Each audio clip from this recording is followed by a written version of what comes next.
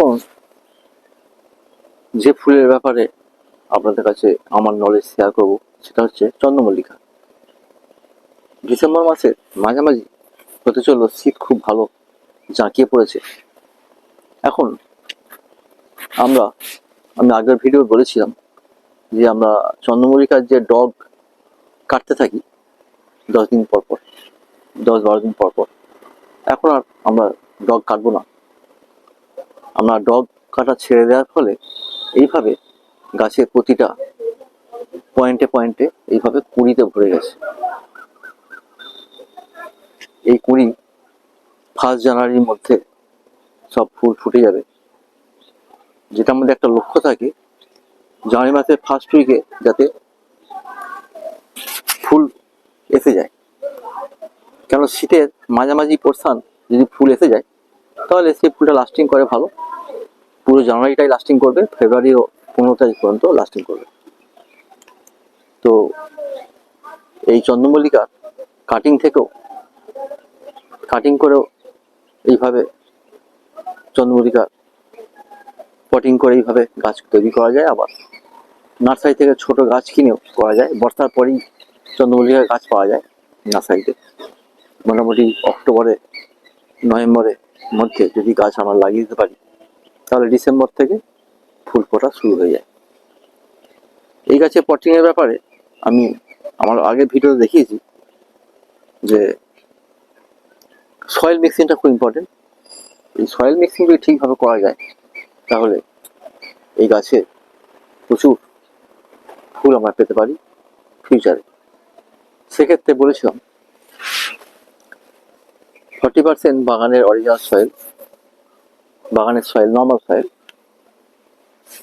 তার সাথে 40% সিজন গোবর সার, মানে যে গোবর সারটা 6-7 মাস আগে মাটির উপর জড়ো করে রাখা হয়েছিল, সেটা মাটির মতো হয়ে গেছে, সেটা ডিকম্পোজ অলরেডি হয়ে গেছে, সেই সার যদি থাকে তার 40% অথবা ভার্মি কম্পোস্ট 40% মিশিয়ে দিন। 10% স্যান্ড, 10% কোকোপিট আর 1 মুঠো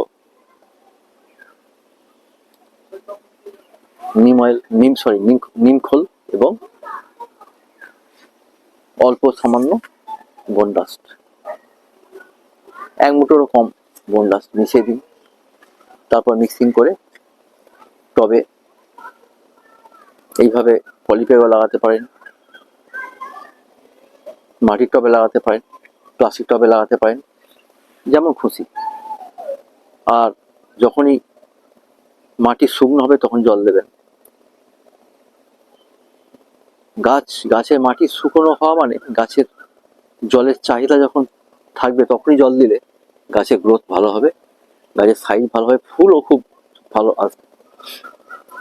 আর অতিরিক্ত জল দিলে, ওভারওয়াটারিং করলে তাতে নানা রকম জীবাণু আসতে পারে, গাছের গ্রোথ ঠিকভাবে হবে না, গাছ লম্বা লম্বা হয়ে যাবে, ফুল কম আসবে। মাটি শুকবে তারপর জল দেবেন, তাহলে প্রচুর ফুল আসবে। আর এতে দুভাবে সার দেওয়া যায়। পটিং করার 15 দিন পর আপনি গাছের গোড়া থেকে 2 ইঞ্চি দূর দিয়ে আপনি সর্ষে খোল 2 চামচ ছড়িয়ে দিন চারিদিকে, আর ডিএপির 8টা দানা চারিদিকে ঘুরিয়ে ঘুরিয়ে ছড়িয়ে দিন। আর সেটা মাটিটা একটু খুশে দিন, তারপর জল দিয়ে দিন, যাতে ধীরে ধীরে জলে গুলে যায়। তারপর এইভাবে 15 দিন পর পর আপনি নেক্সট 15 দিন পর আপনি খোল জল দিন। 100 গ্রাম সর্ষে খোল ভিজিয়ে জলে ভিজিয়ে রাখুন। 100 গ্রাম সর্ষে খোল 1 লিটার জলে ভিজিয়ে রাখুন। 4 দিন পর বা 5 দিন পর সেটা একটু গুলে নিয়ে তার থেকে 1 কাপ, 4 কাপের 1 কাপ নিয়ে 1 লিটার জলে গুলে দিন। গুলে সেই জলে এক একটা গাছে আপনি 1.5 কাপ করে দিন। যদি বড় টব হয়, 8 ইঞ্চি টব হয়, তাহলে 2 কাপ করে দিতে পারেন। এইভাবে যদি আপনি পরিচর্যা করেন তাহলে সেই গাছের গ্রোথ খুব ভালো থাকবে এবং সময়ে প্রচুর ফুল দেবে। ফাঙ্গাসের জন্য প্রতি মাসে একবার করে অ্যামিস্টার 1 ml 1 লিটার জলে গুলে স্প্রে করুন বিকালের দিকে, সন্ধ্যের আগে। আর কাকা 1 মাস পর পর 1 ml 1 লিটার জলে গুলে বিকালের দিকে স্প্রে করুন সন্ধ্যের আগে।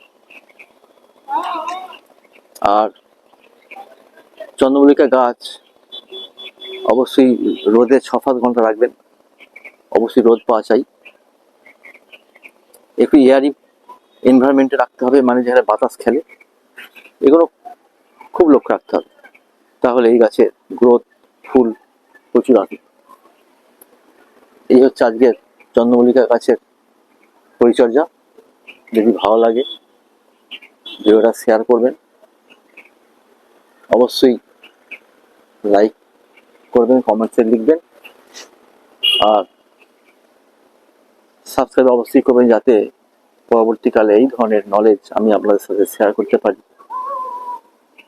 থ্যাংক ইউ, ধন্যবাদ, ভালো থাকবেন।